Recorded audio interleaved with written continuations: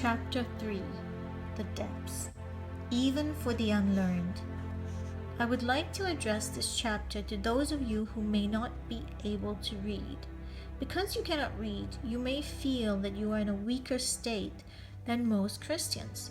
You may feel that you are unqualified to know the depths of your Lord, but in fact you are really blessed. The blessing in not being able to read is that prayer may become your reading. Do you not know that the greatest book is Jesus Christ himself?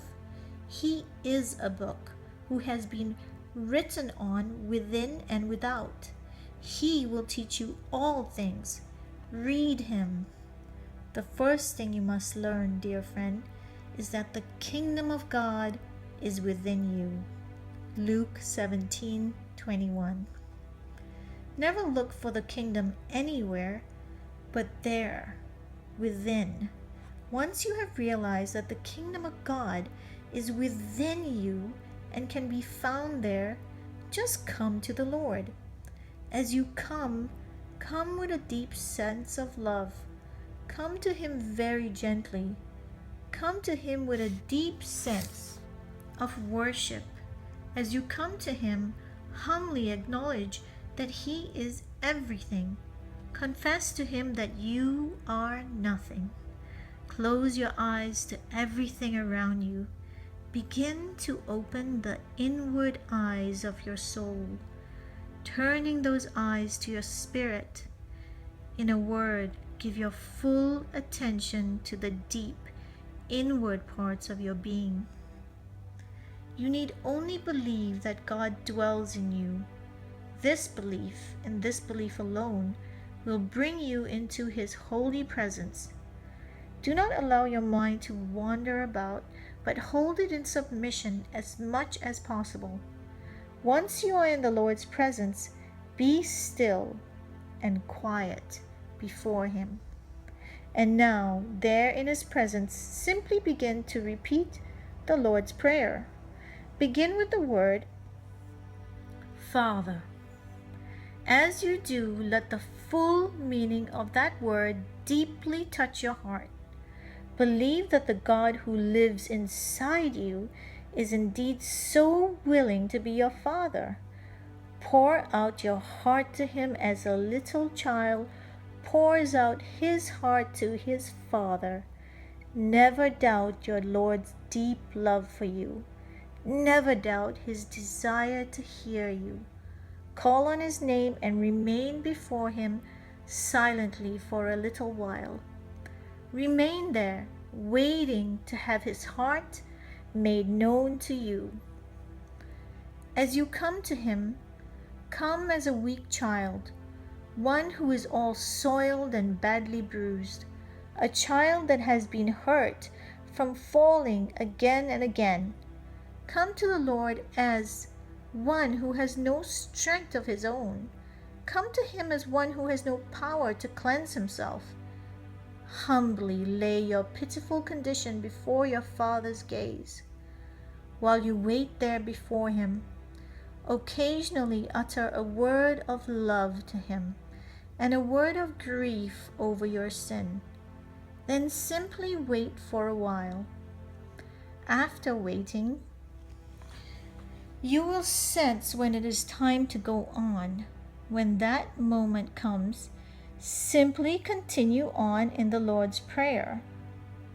As you speak the words, Thy kingdom come, call upon your Lord, the King of glory, to reign in you. Give yourself up to God. Give yourself to God so that he may do in your heart what you have so long been a failure in trying to do. Acknowledge before him his right to rule over you. At some point in this encounter with your Lord, you will feel deep within your spirit that it is time to simply remain silent before him. When you have such a sense, do not move on to the next word, not as long as this sense continues with you. You see, it is the Lord himself who is holding you to silence. When that sense of waiting before him has passed, go on again to the next words of the Lord's Prayer. Your will be done on earth as it is in heaven. Praying these words, humble yourself before the Lord, earnestly asking Him to accomplish His whole will in you and through you. Surrender your heart into His hands. Surrender your freedom into His hands. Yield to your Lord His right to do with you as He pleases. Do you know what God's will is? His will is that His children love Him.